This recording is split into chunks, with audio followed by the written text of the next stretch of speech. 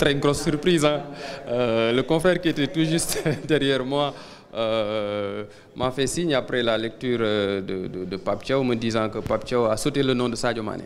Je pensais que c'était un oubli, hein, parce que ça peut arriver quand on est face à la presse. Mais quand Pape Thiaw a dit que non, Sadio Mané n'est pas sur la liste, j'avoue que j'ai été très surpris. C'est une absence qui interroge. C'est une absence qui interroge. Sadio Mané est la star de cette équipe, c'est le joueur le plus décisif, meilleur buteur, meilleur passeur décisif, le joueur le plus impactant, celui qui prend souvent les décisions. S'il ne marque pas, s'il ne fait pas la dernière passe ou l'avant-dernière passe, il est tout le temps sur les actions décisives du Sénégal.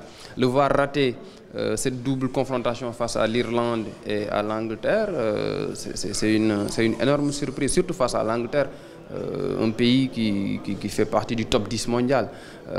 Qu'est-ce qui se passe réellement? Je pense qu'il y a un malaise. Pape Thiaw a bien géré sa communication, il a fait dans le politiquement correct, il n'a pas voulu déborder, placer un mot de trop. Je crois que ça a été une communication maîtrisée de sa part, il a été bien conseillé. En tout cas, cette absence interroge. Qu'est-ce qui se passe réellement avec Sadio Mané? A-t-il été atteint par les critiques lors des dernières sorties de l'équipe nationale, parce qu'il y en a eu de la part d'une partie du public, d'une partie de la presse, et ça a fait un écho même au plan international. Moi, j'ai eu à recevoir pas mal d'appels téléphoniques d'amis et de confrères de l'extérieur, critiquant un peu la posture du public sénégalais et de la presse à l'endroit de Sadio Mané, et ses amis disaient il ne faut pas brûler vos héros, et Sadio Mané en est un. Et qu'est-ce qui se passe réellement? On se pose des questions. Est-ce qu'il est mécontent? Est-ce qu'il n'a pas été content du fait que Pape Thiaw a eu à le remplacer lors du dernier match? Bon, c'est autant de questions qu'on se pose, mais sans réponse pour le moment. Peut-être que dans les prochaines heures, dans les prochains jours, on en saura davantage, mais en tout cas, c'est une énorme surprise. Mauvais signe, je ne saurais le dire. Peut-être reviendra-t-il à de meilleurs sentiments. Qui sait? Certainement, il y aura des discussions après entre Pape Thiaw et Sadio Mané.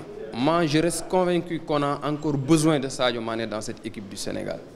Moi, je ne fais pas partie des gens qui disent Sadio Mané doit prendre sa retraite avec les Lions. Chacun a son avis.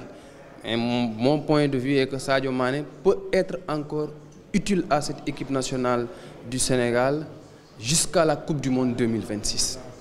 Il peut jouer la prochaine CAN et aller à la prochaine Coupe du Monde si le Sénégal est qualifié. Et on prie aussi pour que notre pays soit présent à ce rendez-vous. C'est un joueur hyper important. Une équipe, ce n'est pas seulement avec des jeunes. Il faut des joueurs qui ont de l'expérience, qui ont du vécu, des joueurs impactants. Et je pense que Sadio Mané a ce profil-là.